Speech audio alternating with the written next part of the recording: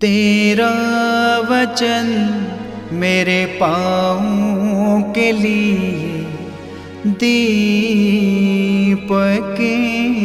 है और मेरे मार्ग का उजियाला है।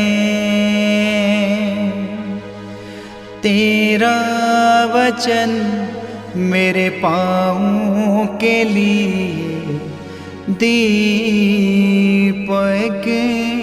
है।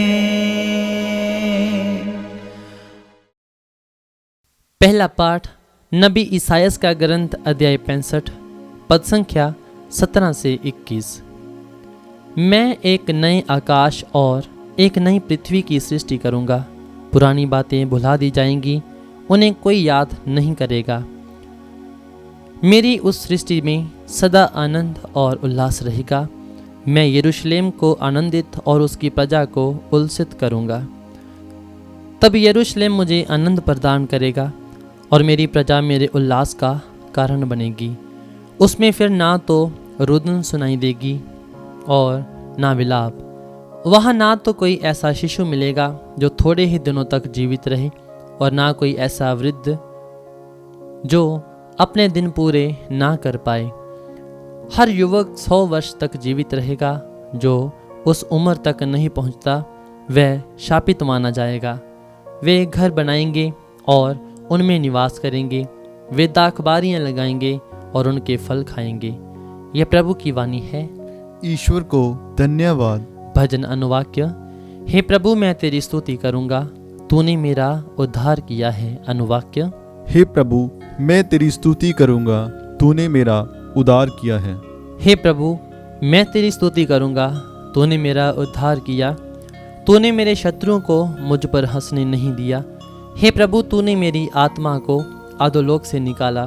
तूने मुझे मृत्यु से बचा लिया। अनुवाक्य। हे प्रभु, मैं तेरी स्तुति करूंगा, तूने मेरा उद्धार किया। प्रभु के भक्त उसके आदर में गीत गाएं, उसके पवित्र नाम की महिमा करें। उसका क्रोध क्षण भर का है, किंतु उसकी कृपा जीवन भर बनी रहती है।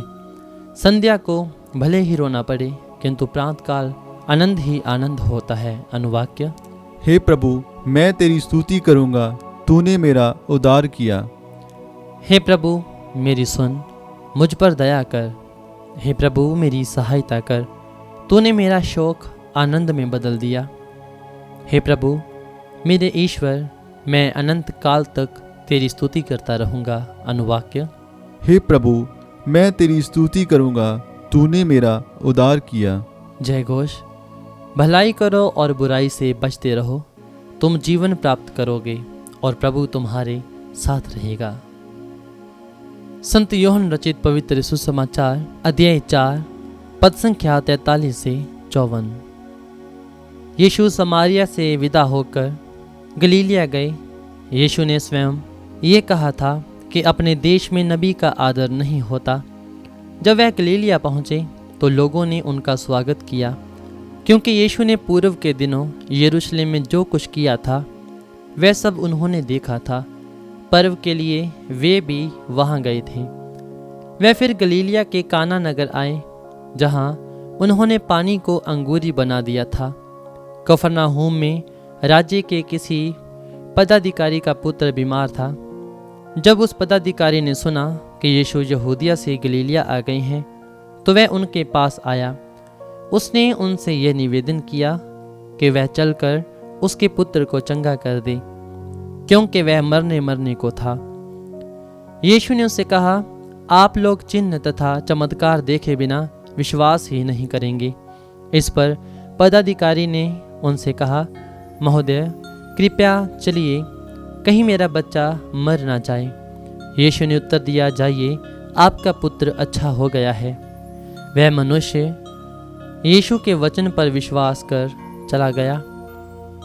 वह रास्ते में ही था कि उसके नौकर मिल गए और उससे कहने लगे, आपका पुत्र अच्छा हो गया है। उसने उनसे पूछा कि वह किस समय अच्छा होने लगा था। उन्होंने कहा कि कल दिन के 1 बजे उसका बुखार उतर गया।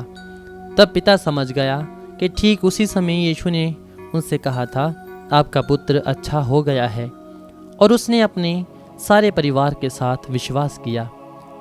ये यीशु का दूसरा चमत्कार था जिसे उन्होंने यहूदिया से गलीलिया आने के बाद दिखाया। ये प्रभु का पवित्र सुसमाचार है। क्रिस्त की जय।